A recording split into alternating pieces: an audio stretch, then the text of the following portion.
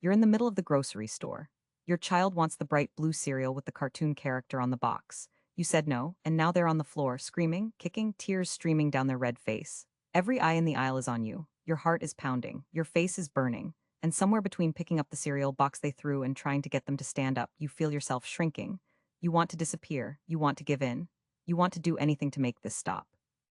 Here's what you need to know. That tantrum isn't happening because your child is manipulative. And it's not happening because you're a bad parent. It's happening because their brain is doing exactly what it's designed to do. And today, I'm going to show you a simple strategy that transforms these meltdowns from battles you dread into moments where you actually help your child grow stronger. It happens at home too. You're making dinner, they ask for a snack. You say, "Not right now, we're eating soon." And suddenly, it's like you've committed an unforgivable crime. They throw themselves backward onto the couch. They scream that you're the worst parent ever. They tell you they hate you. Your stomach drops, your jaw clenches. You try to stay calm, but inside you're questioning everything. Am I being too strict? Should I just give them the snack? Why does everything have to be this hard? And then comes the guilt, the voice that whispers, other kids don't act like this. Other parents don't struggle like this. What am I doing wrong? Here's the truth. You're not doing anything wrong.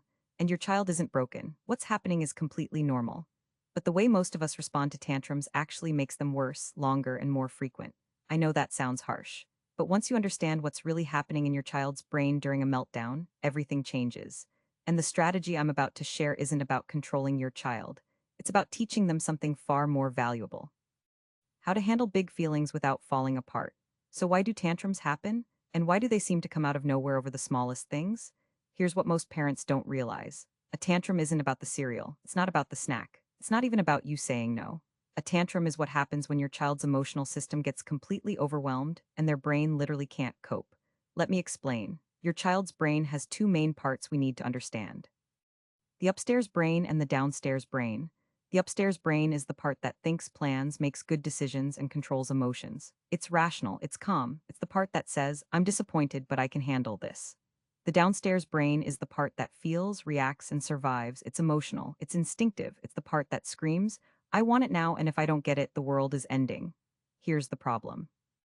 In young children, the upstairs brain is still under construction. It won't be fully developed until their mid-20s. So when something upsetting happens, when you say no, when they don't get what they want, when they're tired or hungry or overstimulated, their downstairs brain takes over completely. And when the downstairs brain is in charge, the upstairs brain goes offline. They literally cannot think clearly. They cannot calm themselves down. They cannot use logic or reason.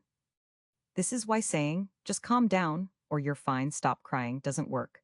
Their brain physically cannot do what you're asking. They're flooded with feelings they don't have the skills to manage yet. Now here's where it gets important. When your child has a tantrum, they're not trying to manipulate you. They're not testing you, even though it feels that way. They're drowning in feelings that are too big for their brain to process. And in that moment, they need you to be their upstairs brain.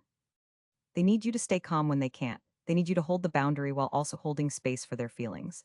This is the part most parents get wrong. We think we have to choose. Either we're firm and we ignore the tantrum, or we're compassionate and we give in. But there's a third option, and it's the one that actually works. You stay firm on the boundary and compassionate about the feelings. Let me say that again because this is the foundation of everything. Firm on the boundary, compassionate about the feelings. The boundary is no, you can't have the cereal. That doesn't change, but the feelings, the disappointment, the anger, the sadness, those are valid, and your child needs to know you see them even when the answer is still no. So here's the strategy. It's 4 steps, and it works whether you're in the grocery store, at home, or anywhere in between. Step 1, stay calm. I know that sounds obvious, but this is the hardest and most important step. When your child is screaming, when people are staring, when you feel embarrassed and frustrated and angry, your own downstairs brain wants to take over. It wants to yell, it wants to threat, it wants to make this stop right now. But here's what happens when you lose your calm. Your child's brain reads your stress as danger, and when they sense danger, their downstairs brain floods even more. The tantrum gets bigger. So your only job in this moment is to stay regulated. Take a deep breath. Longer exhale than inhale. This actually calms your nervous system. Drop your shoulders, unclench your jaw, soften your face. You're not trying to look happy. You're trying to look calm and safe, because your calm is contagious. When your child's brain senses that you're not panicking, that you're steady, it starts to send signals that maybe, just maybe, they can calm down too. This doesn't mean you have no feelings. It means you're managing your feelings so you can help them manage theirs.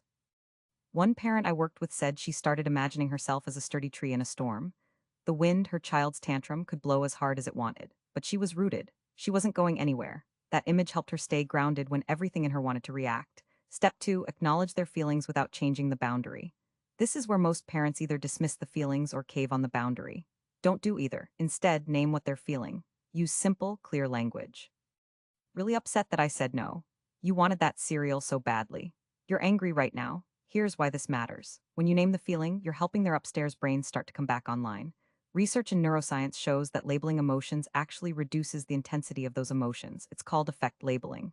When you say, you're feeling really angry, their brain starts to shift from pure reaction to awareness. The feeling doesn't disappear, but it becomes slightly more manageable. And critically, you're teaching them that feelings are okay. Big feelings are normal. You're not scared of their anger. You're not rejecting them because they're upset. You see them, you're with them. And this is crucial, seeing their feelings doesn't mean changing your answer. After you acknowledge the feeling, you calmly restate the boundary. You're really upset that I said no, and the answer is still no. We're not getting that cereal today. Your voice should be steady, not harsh, not apologetic, just clear. You're not punishing them for having feelings. You're holding a limit while allowing the feelings to exist. This is one of the most powerful things you can teach a child, that they can feel disappointed and survive it, that they can be angry and the world doesn't end, that their feelings are valid but they don't control everything. Step 3, offer connection, not distraction. When your child is in the middle of a meltdown, your instinct might be to distract them. Oh, look at that shiny thing over there. Want to play a game? Let's talk about something else. Don't. Distraction teaches them to avoid their feelings, and feelings that get avoided don't go away, they build up. Instead, offer connection. Get down to their level if you can. If they'll let you, put a gentle hand on their back or shoulder. If they're too upset for touch, just stay close. Use a calm, quiet voice. I'm right here. You're safe. I'm not going anywhere. You're not trying to stop the tantrum. You're trying to be a safe presence while it runs its course. Think of it like this. Emotions are like waves. They rise, they peak, and they fall. Your job isn't to stop the wave, it's to be the shore, steady, present, unchanging. Some children will let you hold them while they cry. Others will push you away and need space. Both are okay. Follow their lead, but stay close enough that they know you're there. One mother described this as being a lighthouse. She didn't chase her son when he was melting down. She just stayed visible, calm, and steady. And eventually he always came back to her. Step 4, help them recover and reconnect. This is the step most parents skip, and it's the one that makes all the difference long term. After the tantrum passes, after the tears stop, after your child has calmed down, don't just move on like nothing happened. This is your teaching moment. When their upstairs brain is back online, when they're calm, that's when you can actually talk about what happened. But not as a lecture, as a conversation. Get comfortable together. Maybe sit on the couch, maybe at the table, maybe in their room, and gently revisit it. That was really hard, wasn't it? You were so upset in the store. Can you tell me what you were feeling? Let them talk if they can. Some kids have the words, others don't yet. If they can't name it, you can help. I think you were feeling disappointed because you really wanted that cereal. Then, and this is important, talk about what they can do next time. Not in a shaming way, in a teaching way. Next time you feel that upset, what could you do? Could you use your words to tell me you're disappointed? Could you take some deep breaths with me? Could you ask for a hug? You're building their emotional toolkit. You're teaching them that feelings are information, not emergencies. And you're showing them that even when they fall apart, you're still there. You still love them. They're still safe. Now let's talk about what happens when you actually start using this strategy. Because if you've been handling tantrums differently up until now, your child is going to test whether this new approach is real. The first few times you stay calm and hold the boundary without giving in, expect the tantrums to get worse before they get better. This is completely normal. It's called an extinction burst. Your child's brain has learned that tantrums sometimes work. Sometimes, if they scream loud enough or long enough, they get what they want. So when you stop giving in, their brain thinks, wait, this used to work, let me try harder. The tantrum gets louder, longer, more intense. This is not a sign you're doing it wrong. This is a sign it's working. Their brain is testing the new pattern, and if you stay consistent, if you remain calm and firm, their brain will learn the new rule. Tantrums don't change the answer. And here's what's remarkable. Once they learn that, the tantrums start to decrease. Not immediately. It takes time. Research shows it can take anywhere from 2 to 6 weeks of consistent responses before you see a real shift. But it happens because you're teaching their brain that big feelings are okay, but they don't control outcomes, that you're safe and steady even when they're not, and that they can handle disappointment without falling apart. Let me walk you through what this looks like in real situations. Scenario 1, the grocery store meltdown. Your child wants the cereal, you say no, they drop to the floor screaming. Step 1, stay calm, breathe, remind yourself this is not an emergency. This is a learning moment. Step 2, acknowledge feelings, hold the boundary. Kneel down if you can. You're really upset that I said no. I understand you wanted that cereal. The answer is still no. Step 3, offer connection. I'm right here with you, you're safe. If they're thrashing, give them space but stay close. If they'll let you, a gentle hand on their back. Step 4, after they calm down, maybe in the car or at home, reconnect. That was hard in the store. You were really disappointed. Next time you feel that way, you can tell me with words. You can say, I'm really sad we're not getting that cereal. You're not lecturing, you're teaching. And every single time you do this, you're building their capacity to handle hard feelings. Scenario 2, the bedtime tantrum. It's time for bed. Your child wants to keep playing, you say no. They scream, I hate you, you're the meanest parent ever.